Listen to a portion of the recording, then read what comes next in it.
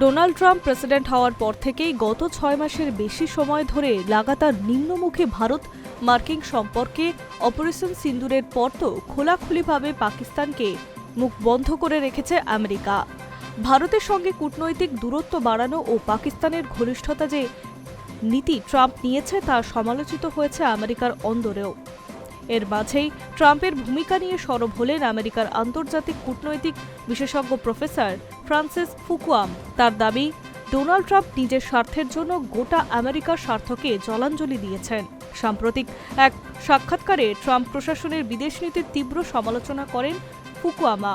তিনি বলেন, ট্রাম্পের বিদেশনীতি তার ব্যক্তিগত লাভের ওপরে নির্ভর করে তৈরি হচ্ছে।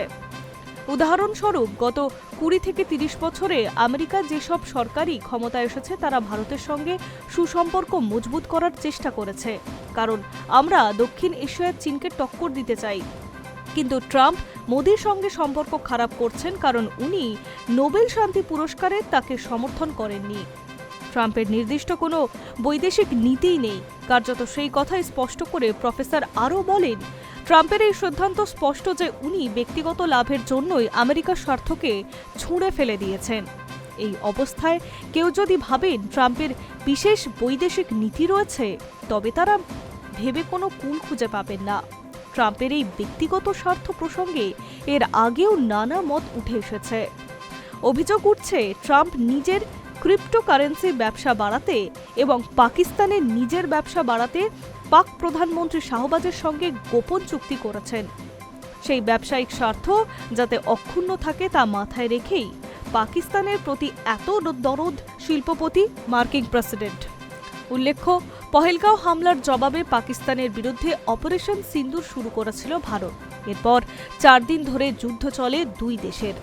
সেই যুদ্ধ থামাতে হস্তক্ষেপ করেন মার্কিন প্রেসিডেন্ট ডোনাল্ড ট্রাম্প।